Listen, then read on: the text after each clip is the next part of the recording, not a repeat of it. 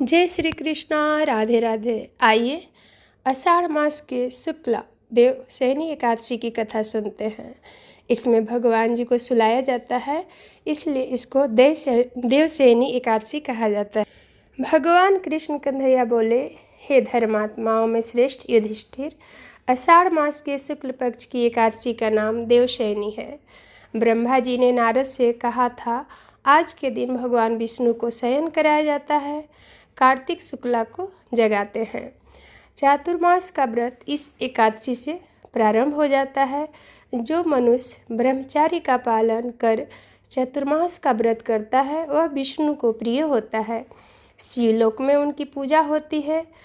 सूर्य देवता उसे नमस्कार करते हैं। चंद्रदायनी कठिन व्रत को समर्पित के समय करना चाहिए। ब्राह्मणों को भोजन दक्षिणा से प्रसन्न करें। गौओं का दान कर सके तो उत्तम है, नहीं तो गर्म वस्त्र का दान अवश्य करें। और तिल के साथ मिलाकर जो स्वर्ण दान करते हैं वह भोग मोक्ष दोनों देने वाला होता है। गरीब के लिए गोपी चंदन का दान बड़ा ही उत्तम माना गया है। हल्दी के दान से गौरी शंकर जी प्रसन्न होते हैं और चांदी के पात्र में रखकर हल्दी का दान करने से वामन भगवान की प्रसन्नता होती है। ब्राह्मणों के लिए दही भात का भोजन कराना चाहिए। चतुर्मास में जो एक बार भोजन करते हैं वह स्वर्ग को जाते हैं। इस व्रत में जो चावल इत्यादि का आगंतुकों का अभ्यर्थों को खिलाते हैं वह स्वर्ग को जाते हैं। आइए अब एकादशी व्रत का महात्म्य यानी कथा सुनते हैं। एकादशी व्रत का कथा इस प्रकार है। किसी देश में मानधाता राज प्रसिद्ध सत्यवादी अयोध्यापुरी में राजा राज करते थे। एक समय उनके राज में अकाल पड़ गया। प्रजा दुखी होकर भूख से मरने लगी। हवन आदि शुभ कर्म बंद हो गए। राजा को कष्ट हुआ। इसी चिंता में वह वन में चला गया। अंगरा ऋषि के आश्रम में जाकर कहने लगा, हे सप्त ऋषियों में श्रेष्ठ अंगरा जी, मैं आपकी शरण में आया हूँ। राजा के पाप से प्रजा को दुख मिलता है और मैंने अपने जीवन में किसी प्रकार का कोई पाप नहीं किया। आप दिव्य दृष्टि से देखें कि मेरे राज में अकाल का क्या कारण है।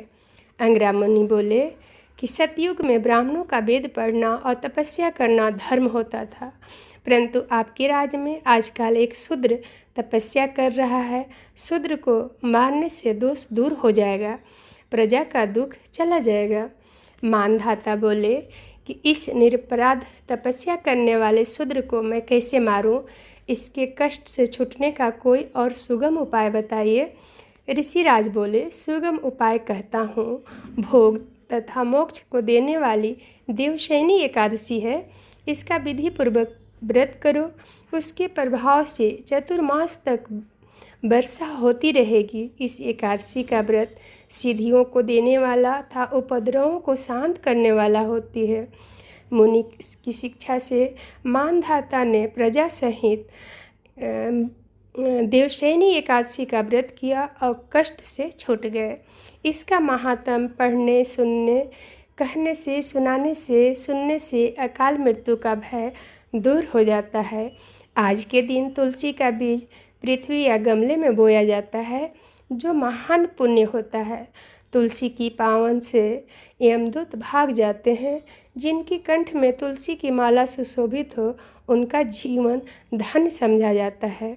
फलाहार इस दिन दाह का सागर लेना चाहिए और भगवान विष्णु भगवान और कृष्ण कन्हैया की पूजन करना चाहिए, भजन करना चाहिए, कीर्तन करना चाहिए।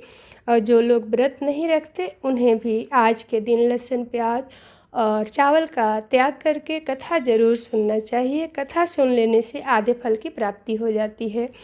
आइए भगवान जी का भजन कर लें।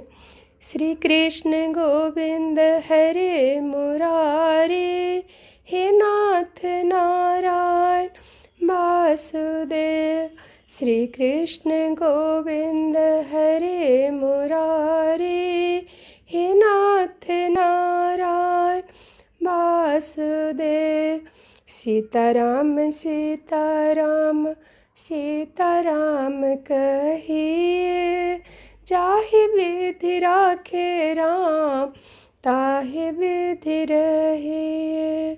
चाहे विधि राखे राम ताहे विधि रहे। विधि के विधान जान हानि लाभ सहे। जाहे विधि राखे राम ताहे विधि रहे। जाहे विधि राखे राम ताहे विधि रहे। सीताराम सीताराम सीताराम कहिए। जाहे विधि राखे राम ताहे विधि रहे।